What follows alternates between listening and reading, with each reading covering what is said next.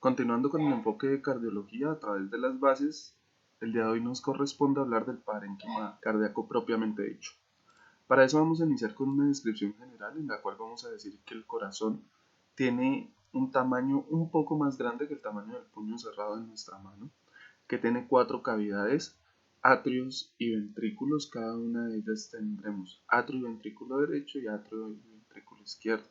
En el caso del lado derecho del corazón es el que está en contacto con la sangre venosa procedente del cuerpo a través de la vena cava superior, que nos va a traer todo lo que es miembros superiores, cabeza, y la vena cava inferior, que traerá todo lo que es la sangre venosa del tronco y los miembros inferiores.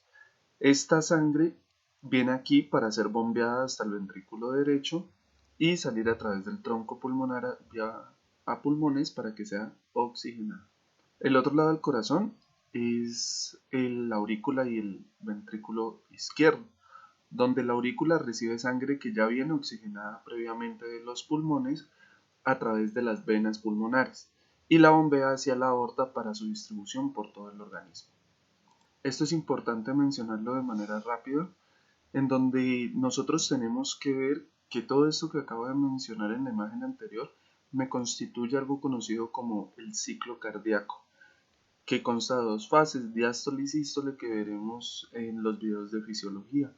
Pero esto es simplemente para tener en cuenta que el trabajo que se da tanto en el corazón derecho como en el corazón izquierdo es un trabajo que se da al mismo tiempo, al unísono. Si bien el uno recibe sangre venosa y es enviada al pulmón para ser oxigenada, el lado izquierdo, perdón, lo que hace es recibir esa sangre ya oxigenada para enviarla a toda la circulación del cuerpo. Y todo esto se da de una manera sincrónica, y para que se dé van a estar implicados la apertura y cierre de diferentes compuertas o válvulas que van a permitir el ciclo cardíaco, y a su vez va a producir unos sonidos que son de importancia sobre todo durante la exploración física. Estos sonidos hacen referencia al cierre de unas válvulas en especiales, sobre todo lo que son las válvulas atrioventriculares de ambos lados y el cierre de las válvulas tanto de la arteria aórtica como de la arteria pulmonar. Esto lo veremos con más detenimiento en el video de fisiología y de exploración cardíaca. Para recordar rápidamente, el corazón está en relación con el pericardio, como vimos en el video anterior. Ahora, tenemos tres superficies de importancia para este video que las vamos a mencionar desde la más interna a la más externa. La primera es el endocardio, que es una capa delgada interna, como podemos observar aquí, de tejido conectivo subendotelial, y es la encargada de revestir toda la cavidad cardíaca por dentro y también las valvas que están en relación a ella. El miocardio es una capa gruesa que me va a formar principalmente el músculo cardíaco propiamente dicho. Y el epicardio, como habíamos visto en el video pasado, es una delgada capa externa que vemos acá, formada por la lámina visceral del pericardio seroso. Recordemos rápidamente que estas láminas del pericardio seroso están recubiertas por células mesoteliales, que son las implicadas de la producción del líquido pericárdico. Aquí lo que se muestra es el esqueleto fibroso del corazón, una estructura de gran importancia, ya que es un armazón fibroso compuesto de colágeno principalmente, que constituye 4 anillos de importancia que rodean las valvas o los orificios de comunicación cardíaca, y va a permitir, entre muchas cosas, de que se mantenga una permeabilidad de estos orificios, tanto de las atrioventriculares como de las valvas semilunares, impidiendo que haya una distensión excesiva por un aumento de volumen de sangre cuando se bombea a través de ellos, lo cual va a permitir una mejor estructura de los componentes valvulares. A su vez, va a permitir que haya un aislamiento eléctrico, ya que separa los impulsos desde los atrios y los ventrículos, que se conducen por vía mientérica, para que se puedan contraer de forma independiente. Como explicábamos hace un momento, el proceso del ciclo cardíaco es un proceso que se da de una manera acoplada, pero que va a tener sus respectivos tiempos y características de acuerdo a si estamos hablando de la despolarización que lleva a la apertura de las valvas del lado derecho para oxigenar la sangre, o del lado izquierdo para enviar la sangre oxigenada hacia toda la economía circulatoria. Para esto nosotros vamos a recordar lo siguiente, que estos 4 orificios, como ya lo habíamos dicho, van a ser tanto el de la valva pulmonar. Esta sería la corona fibrosa que está en relación con la valva pulmonar. Esta de acá que sería el de la valva atrioventricular izquierda. Esta que sería la de la valva atrioventricular derecha.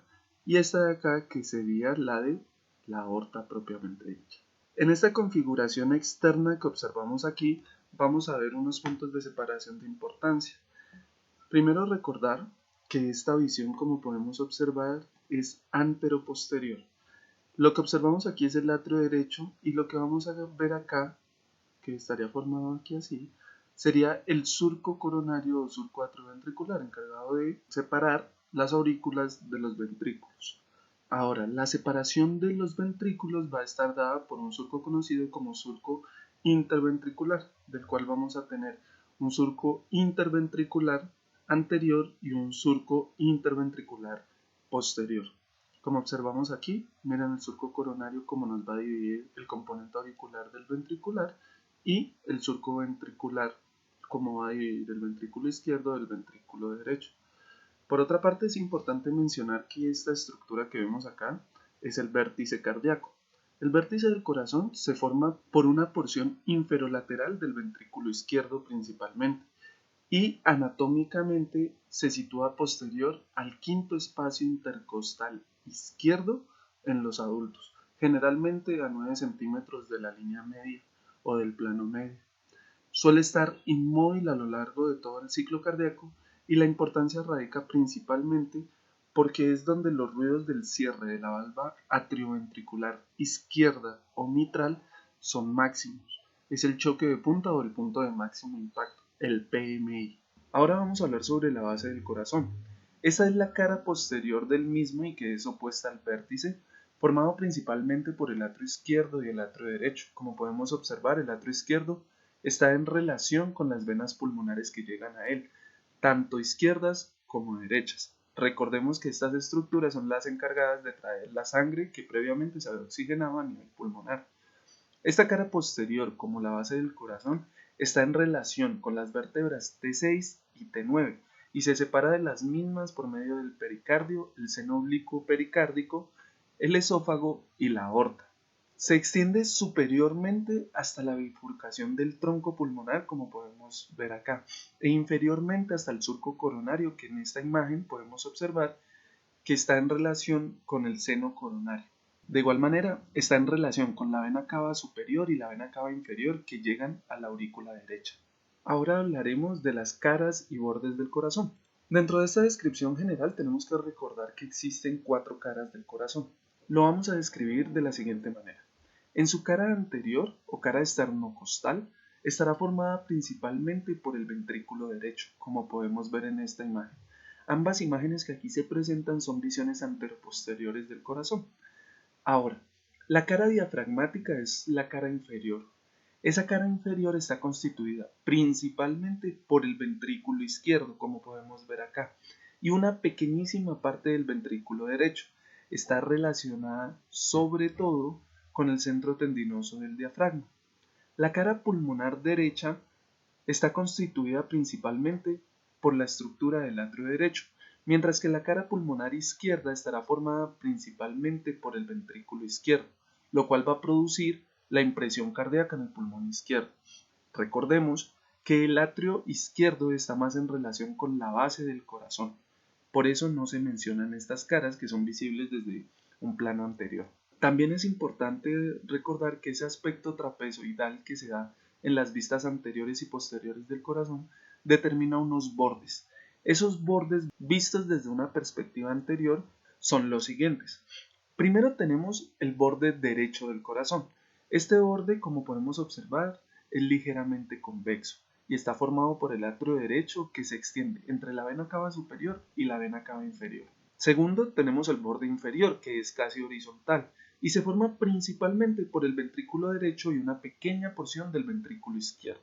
Tercero, tenemos el borde izquierdo. Este es un borde oblicuo, casi vertical, que está formado principalmente por el ventrículo izquierdo y una pequeña porción de la orejuela izquierda que queda visible en esta visión. Recordemos que la aurícula izquierda está en mayor relación con la base del corazón. Por otra parte, el borde superior. formado en una vista anterior tanto por los atrios y orejuelas derechas e izquierda. La aorta ascendente y el tronco pulmonar emergen directamente de este borde superior, mientras que la vena cava superior entra por su lado derecho, como podemos observar en esta imagen. Aquí tenemos una proyección posterior en la cual lo que buscamos es definir los bordes cardíacos que se veían anteriormente. Para recordar rápidamente, el borde derecho que tenemos acá, que era ligeramente convexo, formado por el atrio derecho y que se extiende entre la vena cava superior y la vena cava inferior. El borde inferior, casi horizontal, formado principalmente por el ventrículo derecho, como podemos observar aquí, y una pequeñísima contribución del ventrículo izquierdo. El borde izquierdo, que es oblicuo, casi vertical, formado principalmente por el ventrículo izquierdo y una pequeña porción de la orejuela izquierda. Y el borde superior, formado en una vista anterior, como veíamos hace un momento, por los atrios y orejuelas derechos e izquierdos. Ahora hablaremos del tronco pulmonar. El tronco pulmonar cuenta con aproximadamente 5 centímetros de largo y 3 centímetros de ancho. Se considera que es la continuación arterial del ventrículo derecho y se divide tanto en arteria pulmonar izquierda como arteria pulmonar derecha, con el fin de llevar la sangre desoxigenada hacia los pulmones para que a través del intercambio gaseoso se oxigene. Hablaremos ahora del atrio derecho. Debemos recordar que forma el borde derecho del corazón en esta visión posterior que tenemos aquí y que recibe sangre venosa de la vena cava superior, la vena cava inferior y del seno coronario.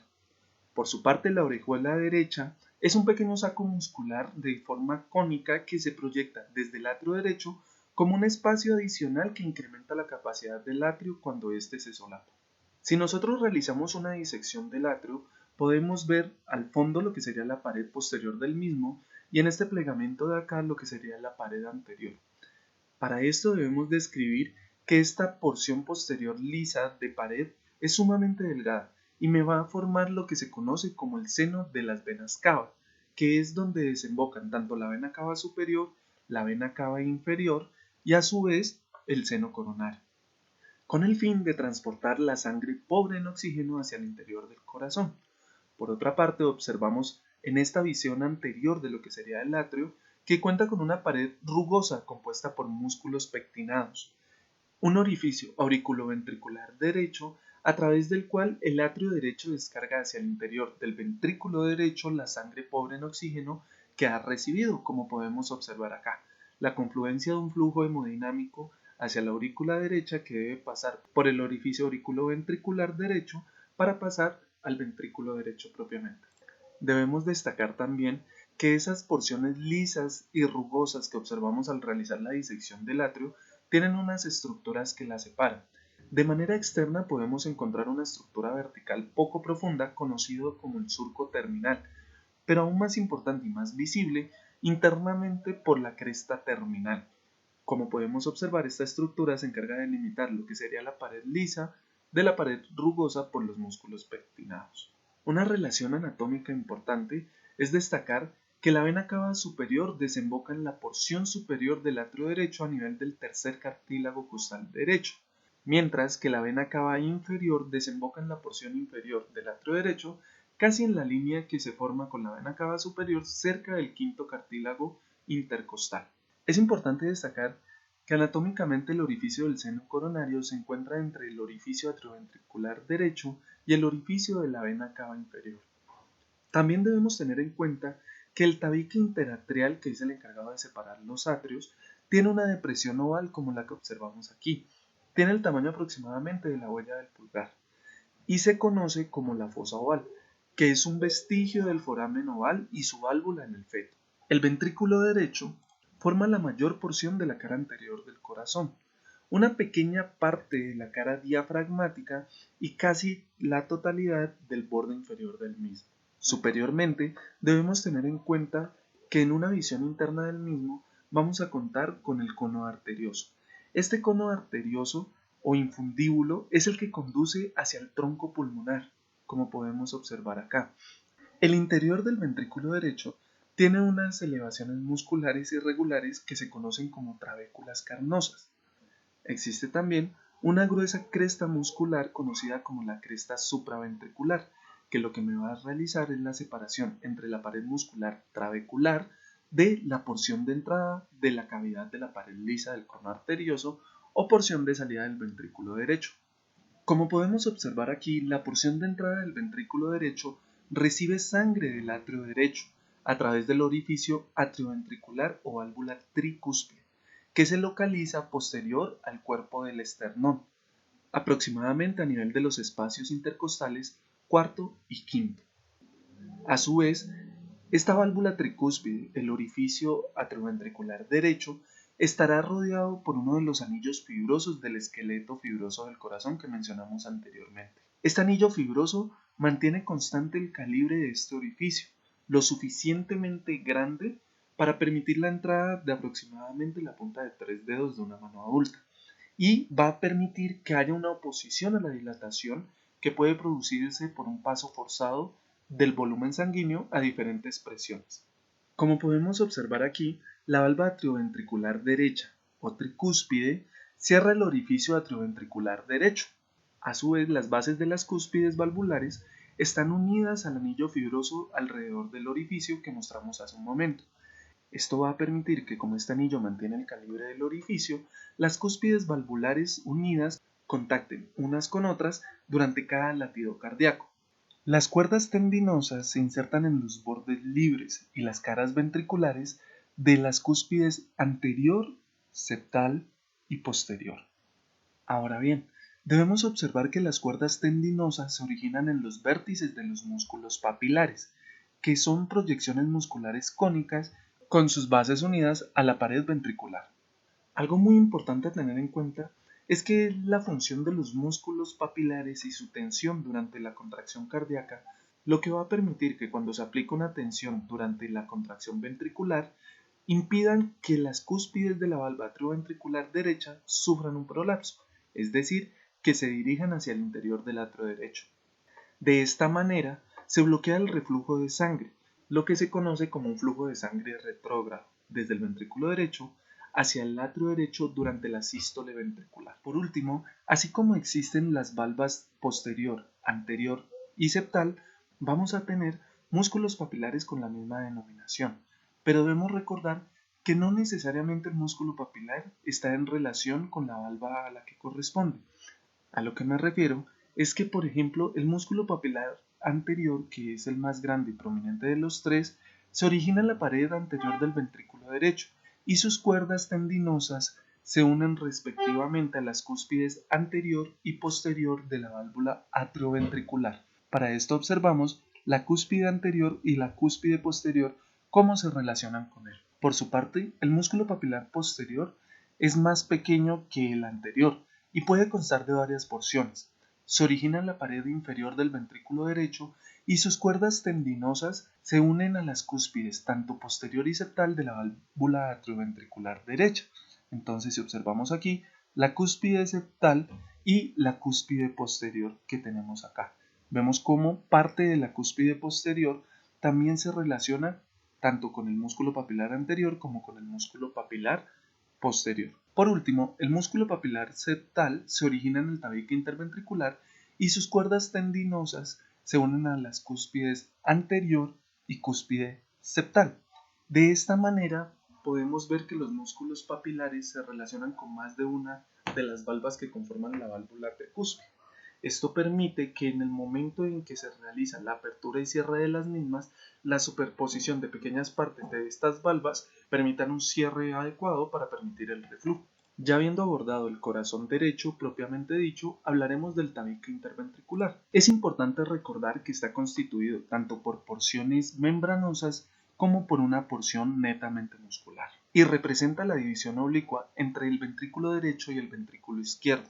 Es importante recordar que debido a la elevada presión de la sangre en el ventrículo izquierdo, la porción muscular del tabique interventricular, que por cierto forma la mayor parte del mismo, tiene el grosor del resto de la pared del ventrículo izquierdo, es decir, 2 a 3 veces más gruesa que la del ventrículo derecho. Podemos observar entonces que hacia la parte superior y posteriormente una fina membrana, que es parte del esqueleto fibroso del corazón, formará lo que mostraba anteriormente, que es la porción membranosa del tabique interventricular, claramente mucho más pequeña que la muscular. Debemos recordar, como hablábamos anteriormente, que en el lado derecho del corazón, la cúspide septal de la valva atrioventricular derecha está unida a la parte media de esta porción membranosa, lo cual va a permitir que inferior a la cúspide la membrana sea parte del tabique interventricular, pero que superior a ella conforme el tabique atrioventricular, permitiendo la división entre el atrio derecho y el ventrículo izquierdo. Debemos tener en cuenta una estructura muy importante conocida como la trabécula septomarginal o banda moderadora que podemos observar aquí. Este es un haz muscular curvado que atraviesa la cavidad ventricular derecha desde la porción inferior del tabique interventricular hacia la base del músculo papilar anterior. Su importancia radica en que esta trabécula conduce parte de la rama derecha del fascículo atrioventricular, que se verá más adelante en el sistema de conducción. Es importante porque permite la conducción hasta el músculo papilar anterior, lo cual representa un atajo que facilita el tiempo de conducción, permitiendo una contracción coordinada del músculo papilar anterior. A partir de ahora hablaremos del corazón izquierdo. En cuanto a la aurícula izquierda, es importante recordar que forma la mayor parte de la base del corazón. Esta estructura cuenta con una pared lisa, en donde entran los pares de venas pulmonares, tanto derechas como izquierdas, las cuales, si podemos observar, no presentan válvulas. Observamos también que en este corte nos permite ver que posterior a él vamos a tener el atrio derecho. Por ende, vamos a tener aquí la impresión o el suelo de la fosa oval.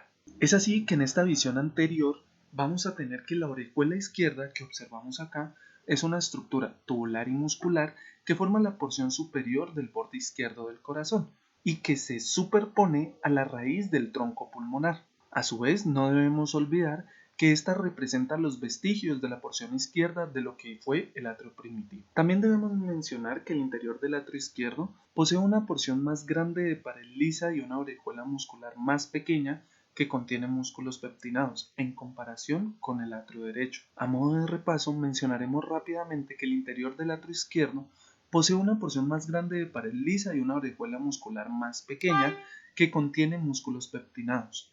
A su vez, contiene 4 venas pulmonares, 2 superiores y 2 inferiores, tanto derechas como izquierdas, que van a penetrar por la pared posterior lisa, en las cuales observamos que no contienen estructuras valvulares. De igual manera, debemos recordar que la pared es ligeramente más gruesa que la del atrio derecho.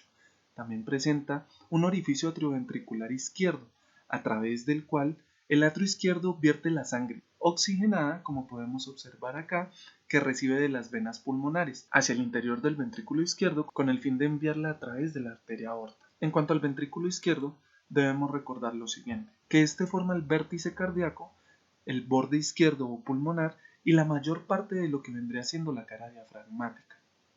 A su vez, debemos recordar que debido a que la presión arterial es mucho más alta en la circulación sistémica que en la pulmonar o de cavidades derechas, el ventrículo izquierdo inevitablemente desarrolla más trabajo que el derecho. Al interior del ventrículo izquierdo vamos a encontrar que las paredes son entre 2 y 3 veces más gruesas que las del ventrículo derecho y que están cubiertas con gruesas crestas musculares conocidas como trabéculas carnosas, que son más delgadas pero más numerosas que las que se encuentran en el ventrículo derecho. Encontramos también una cavidad cónica más alargada en comparación con la del ventrículo derecho y unos músculos papilares anteriores y posteriores mayores que los del ventrículo derecho. Debemos recordar que a diferencia del ventrículo derecho, aquí solo tenemos una válvula bicúspide, por eso presentaremos músculos papilar anterior y posterior, es decir, que estamos en ausencia de músculos papilares septales como presentaba el ventrículo derecho. Encontramos también una porción de salida de pared lisa no muscular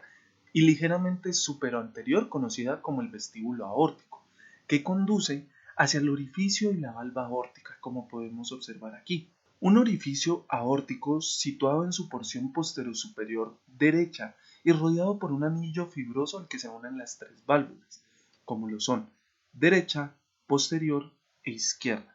Estas referentes a las válvulas de la arteria aorta. Ahora, observamos la valva atrioventricular izquierda o mitral. Esta tiene 2 cúspides, como mencionábamos anteriormente, que es la cúspide anterior y la cúspide posterior. Debemos recordar entonces que esa valva atrioventricular izquierda se ubica posterior al esternón a nivel del cuarto cartílago costal y cada una de estas cúspides recibe cuerdas tendinosas de más de un músculo papilar, una situación muy parecida a la que veíamos en el ventrículo derecho, donde esta característica permitía el sostenimiento de las cúspides de tal manera que pudieran resistir la presión desarrollada durante las contracciones de bombeo del ventrículo izquierdo. A raíz de esto, es importante mencionar que a medida que atraviesa el ventrículo izquierdo, el torrente sanguíneo experimenta dos giros en ángulo recto, cuyo resultado es un total de un giro de 180 grados. Esta inversión de flujo, al chocar contra las paredes y estructuras ventriculares, tiene lugar alrededor de la cúspide anterior, como podemos observar acá, dirigiéndose hacia las valvas semilunares de la arteria aorta. Esta se localiza posterior al lado izquierdo del esternón a nivel del tercer espacio intercostal. Ahora hablaremos rápidamente de las válvulas semilunares. Para empezar, debemos recordar que las válvulas semilunares están en relación tanto con la arteria del tronco pulmonar y la arteria aorta. Tanto para la una como para la otra son tres válvulas semilunares. En esta imagen van a observar la representación gráfica de las válvulas semilunares correspondiente a la arteria aorta. Sin embargo, debemos mencionar que a diferencia de las valvas en relación a la división atrioventricular, estas no cuentan con cuerdas tendinosas. Presentan un área más pequeña que la de las cúspides de las válvulas atrioventriculares y la fuerza ejercida sobre ellas es menos que incluso la mitad de la ejercida sobre las cúspides de las valvas atrioventriculares, tanto derechas como izquierdas. Es esperable que durante la contracción cardíaca exista una apertura de estas valvas semilunares que permitan el paso tanto de la sangre del ventrículo izquierdo por la arteria aorta como la sangre del ventrículo derecho a través de la vena pulmonar. A su vez, cuando esta sangre es expulsada, el cierre de estas válvulas sigue un mecanismo físico parecido al de las atrioventriculares, en las cuales realizan un cierre solapado que permiten un cierre completo del orificio, apoyándose unas a otras de tal medida que sus bordes se encuentren y eviten así que una cantidad importante de sangre retorne al ventrículo. Por su parte, en una visión más detallada, podemos encontrar que tanto para la válvula semilunar de la arteria aorta como de la arteria pulmonar, vamos a encontrar que el borde de cada válvula se engrosa en la región de contacto con las otras dos. Ese borde de contacto se conoce como la lúnula. El vértice del borde angulado libre se engrosa adicionalmente formando una estructura conocida como el nodo. A su vez, debemos recordar que inmediatamente superior a cada válvula semilunar, las paredes de los orígenes, tanto del tronco pulmonar como de la aorta, están ligeramente dilatadas. Esta dilatación forma lo que se conoce como el seno aórtico y el seno del tronco pulmonar, o senos pulmonares. Estos son espacios situados en el origen de estas arterias entre la pared dilatada del vaso y cada válvula de las válvulas semilunares. La importancia de este dato es que la sangre que se encuentra rezagada en esos senos y en la dilatación de la pared evita que las válvulas, al abrirse, golpeen contra la pared del vaso, lo que podría impedir posteriormente su cierre. Es así que por último mencionaremos que el orificio de entrada de la arteria coronaria derecha va a estar en relación con el seno aórtico derecho, mientras que el de la coronaria izquierda estará en relación con el seno aórtico izquierdo, mientras que el seno aórtico posterior no está en relación con el origen de ninguna arteria. A partir de ahora hablaremos de la irrigación del corazón. Partiremos del hecho de que las arterias coronarias son las primeras ramas de la aorta. Como podemos observar aquí, ellas confluyen a partir de los senos aórticos previamente mencionados. Tanto las arterias coronarias derecha como izquierda pasan alrededor de los lados opuestos del tronco pulmonar y se encargan de irrigar tanto los atrios como las estructuras ventriculares. Sin embargo, como podemos observar, las ramas atriales suelen ser cortas y no se ven fácilmente, sobre todo en los corazones diseccionados. La distribución ventricular de las mismas no está claramente delimitada, debido a que son estructuras que cuentan con una gran variabilidad de presentaciones anatómicas, siendo así que la arteria coronaria derecha se origina en el seno aórtico derecho de la aorta ascendente y pasa al lado derecho del tronco pulmonar, discurriendo a través del surco coronario. Como podemos observar, cerca de su origen, la arteria coronaria derecha normalmente da origen a una rama para el nodo sinoatrial ascendente y que irriga el nodo sinoauricular. Posterior a ello, desciende por el surco coronario y da origen a la rama marginal derecha, que irriga el borde derecho del corazón a medida que discurre hacia el vértice, aunque suele no alcanzarlo. Después de emitir esta rama, la arteria coronaria derecha gira hacia la izquierda como observamos acá, siguiendo un trayecto a través del surco coronario dirigiéndose a la cara posterior del parénquima cardíaco. En la cara posterior, a nivel de la cruz del corazón, que vendría siendo la unión de los tabiques tanto interatriales como interventriculares de las 4 cavidades cardíacas, la arteria coronaria derecha da origen a la rama para el nodo atrioventricular que irriga el nodo atrioventricular del sistema de conducción. En este punto es importante aclarar que el predominio del sistema arterial coronario dentro de la cavidad cardíaca se va a definir por cuál es la arteria que da origen a la rama interventricular posterior que observamos aquí. Es importante aclarar que el predominio dado por la arteria coronaria derecha es lo más habitual en aproximadamente un 67% de los sujetos. Esta rama interventricular posterior es una rama bastante grande que desciende en el surco interventricular posterior hacia el vértice del corazón. Esta rama irriga áreas adyacentes de ambos ventrículos y envía ramas septales interventriculares que perforan para llegar al tabique interventricular. A su vez, la rama terminal o ventricular izquierda de la arteria coronaria derecha continúa a través de un recorrido corto por el surco coronario. Así, en el patrón de distribución más frecuente, la arteria coronaria derecha irriga la cara diafragmática del corazón y las siguientes estructuras. Así, el patrón de distribución más frecuente de la arteria coronaria derecha en el que se irriga la cara diafragmática del corazón nos permite que la irrigación vaya dirigida principalmente hacia el atrio derecho, la mayor parte del ventrículo derecho, parte del ventrículo izquierdo, principalmente lo que corresponde a la cara diafragmática, parte del tabique interventricular, sobre todo lo que es el tercio posterior, el nodo sinoauricular en un 60% de la población y el atrioventricular en un 80% de la población. En cuanto a la arteria coronaria izquierda, debemos aclarar que esta se origina en el seno aórtico izquierdo de la aorta ascendente. Pasa entre la orejola izquierda y el lado izquierdo del tronco pulmonar, dirigiéndose a través del surco coronario. Ahora bien, debemos recordar que existe un 40% de las personas que pueden tener la rama del nodo sinoauricular originada de la rama circunfleja de la arteria coronaria izquierda. Cuando esta coronaria izquierda ingresa en el surco coronario en el extremo superior del surco interventricular anterior, se divide principalmente en dos ramas. Por una parte está la rama interventricular anterior, conocida también como descendente anterior izquierda, y la rama circunfleja. Por su parte, la rama interventricular anterior pasa a lo largo del surco interventricular anterior hasta el vértice cardíaco. En este punto, observamos que gira alrededor del borde inferior del corazón y generalmente suele anastomosarse con la rama interventricular posterior que, como sabemos, procede de la coronaria derecha. De esta manera, la rama interventricular anterior irriga porciones adyacentes de ambos ventrículos a través de ramas septales interventriculares con los cuales tendrá contacto con los 2/3 anteriores del tabique interventricular. A su vez, en muchas personas la rama interventricular anterior da origen a una rama lateral conocida como la arteria diagonal, que desciende por la cara anterior del corazón. Por su parte, la rama circunfleja de la arteria coronaria izquierda sigue el surco coronario alrededor del borde izquierdo del corazón. Debemos tener en cuenta que existe también una rama conocida como la arteria marginal izquierda, rama de la circunfleja que sigue el borde izquierdo del corazón e irriga todo lo que corresponde al ventrículo izquierdo.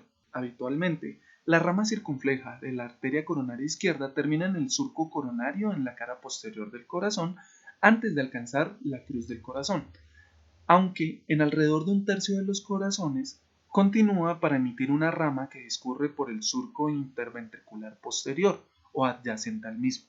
Por último, debemos recordar que la arteria coronaria izquierda irriga tanto el atrio izquierdo, la mayor parte del ventrículo izquierdo, alguna pequeña parte del ventrículo derecho, los 2/3 anteriores del tabique interventricular, es decir, la mayor parte, incluyendo el fascículo atrioventricular del tejido de conducción, a través de sus ramas septales interventriculares que perforan el tabique y por último, en un 40% de la población, el nodo sinoauricular.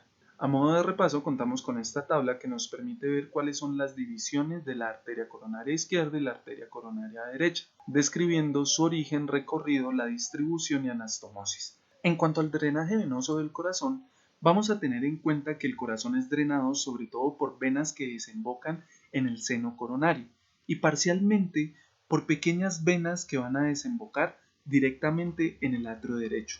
Por su parte, el seno coronario es la vena principal del corazón y es un conducto venoso amplio que discurre de izquierda a derecha en la porción posterior del surco coronario.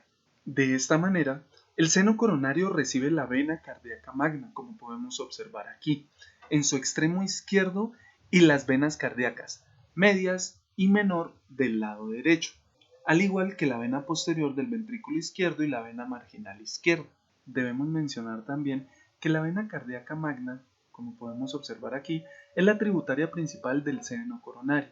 Su primera porción, la vena interventricular anterior, empieza cerca del vértice del corazón y asciende con la rama interventricular anterior de la arteria coronaria izquierda. En el surco coronario gira hacia la izquierda y su segunda porción rodea el lado izquierdo del corazón junto con la rama circunfleja de la arteria coronaria izquierda para unirse con el seno coronario. Esta vena cardíaca magna es encargada de drenar las áreas del corazón irrigadas por la arteria coronaria izquierda. La vena interventricular posterior acompaña a la rama interventricular posterior, que como habíamos dicho previamente, se origina normalmente de la arteria coronaria derecha. La vena cardíaca menor acompaña a la rama marginal derecha de la arteria coronaria derecha, de tal modo que estas dos venas drenan la mayor parte de las áreas que normalmente irriga la arteria coronaria derecha. La vena oblicua del atrio izquierdo, también conocida como vena de Marshall, es un pequeño vaso relativamente poco importante en la vida postnatal, que desciende sobre la pared posterior del atrio izquierdo y se fusiona con la vena cardíaca magna para formar lo que se conoce como el seno coronario. Esta vena descriptivamente delimita el comienzo del seno. Es importante mencionar que si bien esta es la estructura principal del drenaje venoso, algunas venas cardíacas no drenan a través del seno coronario. Varias de estas venas cardíacas anteriores empiezan sobre la cara anterior del ventrículo derecho, cruzan el surco coronario y normalmente desembocan directamente en el atrio derecho. A veces lo hacen incluso en la vena cardíaca menor. En cuanto al drenaje linfático del corazón, es importante destacar que los vasos linfáticos del miocardio y del tejido conectivo subendocárdico se dirigen hacia el plexo linfático subepicárdico. Los vasos linfáticos de este plexo pasan hacia el surco coronario y siguen las arterias coronarias. Un vaso linfático único, formado por la unión de varios vasos linfáticos cardíacos, asciende entre el tronco pulmonar y el atrio izquierdo, formando los nódulos linfáticos traqueobronquiales inferiores, ubicados normalmente en el lado derecho. En cuanto a la inervación del corazón, debemos recordar que el corazón está inervado principalmente por fibras autónomas procedentes del plexo cardíaco, que a menudo se dividen de manera artificial en una porción superficial y una porción profunda. Sin embargo, lo más importante a destacar es que esta red nerviosa, según se describe con mayor frecuencia, está situada sobre la superficie anterior de la bifurcación de la tráquea. Como podemos observar aquí, su observación a través de la disección solo se puede realizar a través de la extirpación de la aorta ascendente y la bifurcación del tronco pulmonar, teniendo en cuenta que su relación primaria es con la cara posterior de estas dos estructuras vasculares, principalmente la aorta ascendente. Debemos mencionar también que el plexo cardíaco está formado por fibras simpáticas y parasimpáticas que se dirigen al corazón, así como por fibras aferentes viscerales que conducen fibras reflejas y nociceptivas. Estas fibras se dirigen desde el plexo a lo largo y hacia los vasos coronarios y componentes del sistema de conducción, en particular los dirigidos hacia el nodo sinoauricular. Por último, debemos recordar que la inervación simpática procede de fibras presinápticas cuyos cuerpos celulares están en los núcleos intermediolaterales o en las astas laterales de los 5 o 6 segmentos torácicos superiores de la médula espinal, y de fibras simpáticas postsinápticas con cuerpos celulares en los ganglios paravertebrales cervicales y torácicos superiores de los troncos simpáticos. A su vez, las fibras postsinápticas atravesan los nervios espláncnicos cardiopulmonares y el plexo cardíaco, y terminan en los nódulos sinoauricular y atrioventricular, relacionándose con terminaciones de las fibras parasimpáticas de las arterias coronarias.